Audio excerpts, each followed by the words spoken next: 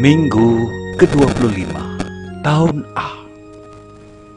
Pikiran dan jalan Allah.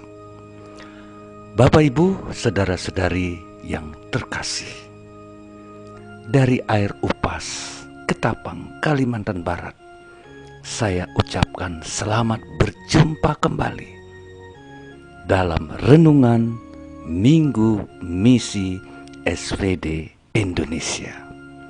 Apa kabar Anda semua? Sehat-sehat bukan? Tetap semangat, bahagia. Tuhan Yesus bersama kita. Amin. Bapak Ibu, saudara-saudariku yang terkasih, liturgi hari ini, pengajaran Yesus tentang belas kasih Allah yang luar biasa, yang kerap kali tidak dipahami manusia. Betapa tidak? Kita mulai dengan perumpamaan yang Yesus sampaikan, yaitu pekerja kebun anggur. Inti perumpamaan ini, pemilik kebun anggur yang tiada lain adalah Tuhan sendiri. Ia yang mencari pekerja-pekerja kebun anggur mulai pagi sampai petang, yang menganggur semua dibawanya ke kebunnya. Pemilik kebun anggur sudah sepakat dengan mereka yang mau bekerja dibayar 1 keping uang. Tentu yang bekerja paling awal mengharapkan upah mereka lebih besar dari yang datang kemudian. Apalagi yang datang paling akhir, jam-jam terakhir. Ternyata setiap orang menerima upah yang sama, yaitu sekeping uang. Tentu yang bekerja mulai pagi tidak bisa terima, bahkan protes keras. Kita tentu saja yang membaca hari ini pasti sepakat Tuhan ini tidak adil. Pemilik kebun tidak memberi upah yang adil pada karyawan-karyawannya. Pemilik kebun menjawab, "Sahabat-sahabatku, para pekerja, aku tidak salah. Aku adil membayar kalian sesuai dengan kesepakatan yang telah kita sepakati, yakni 1 keping uang. Saya berhak bukan membayar yang datang terakhir sama besarnya dengan kalian yang datang lebih dahulu? Apakah saya salah? Atau tidak boleh memberikan apa yang saya miliki untuk membantu orang lain, apalagi untuk keperluan hidupnya?"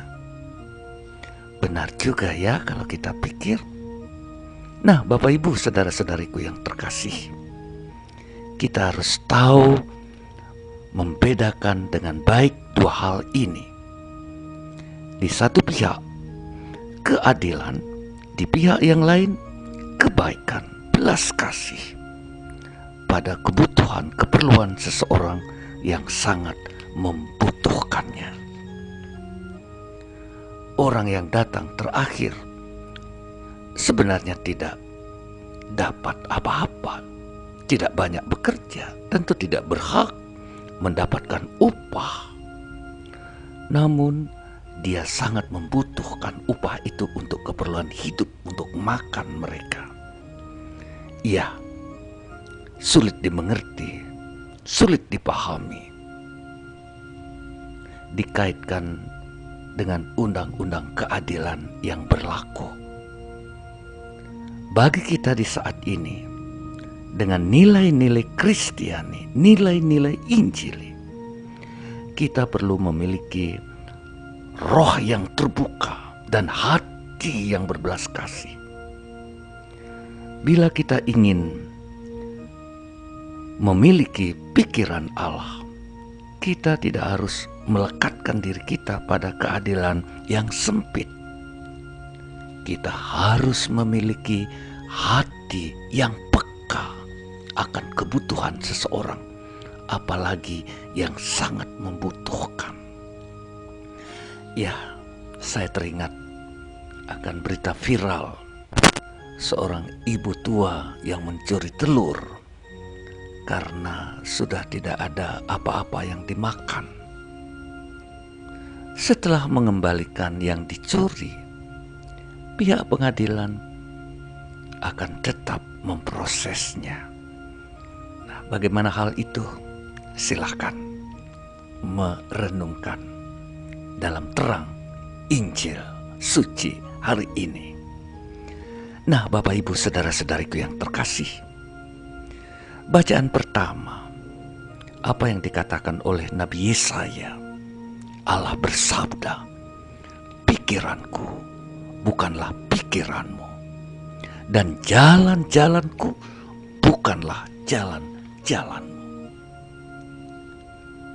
Kita diundang untuk menyambut pikiran ilahi, pikiran Allah, supaya kita bisa ikut ambil bagian pada kebaikan dan kegembiraan Allah. Kita jangan membatasi diri kita dengan hal-hal yang sangat duniawi ini.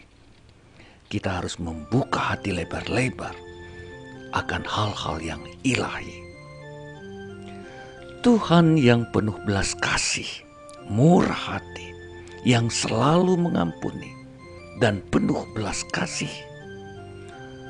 Dia ingin supaya kita ini ikut ambil bagian dalam keilahian Tuhan Allah. Amin Bapak Ibu.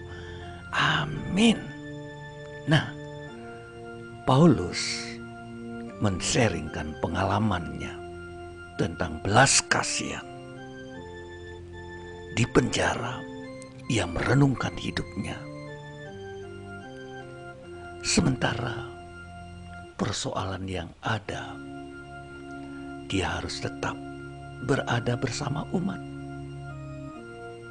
Tetapi di pihak lain, pikirannya tentang dia harus mati karena membela kebenaran.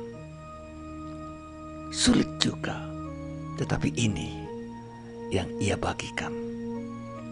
Mati bagiku merupakan suatu kebaikan, karena melalui kematianlah aku memperoleh persatuan yang sempurna dengan Yesus junjunganku. Paulus memiliki hati yang luas, yang terbuka untuk orang lain. Nah, Bapak Ibu saudara-saudariku yang terkasih, kita merayakan Ekaristi. Ekaristi yang kita rayakan menuntun kita untuk lebih maju, untuk memiliki pikiran dan jalan Tuhan. Seperti Yesus yang penuh belas kasih kepada kita orang-orang berdosa ini. Mari kita camkan dan resapkan bacaan-bacaan suci hari ini, agar kita bisa memiliki pikiran dan jalan Allah dalam hidup kita. Nah, baca, resapkan dan renungkan. Niscaya kita akan menemukan dalam hidup kita bagaimana menyesuaikan pikiran jalan kehendak Allah dalam hidup kita. Nah, selamat merenungkan. Salam, saya Romo Agus Inyoman Murtika SVD, Air Upas, Ketapang, Kalimantan Barat. Terima kasih Bapak Ibu. God bless you all. Sampai jumpa.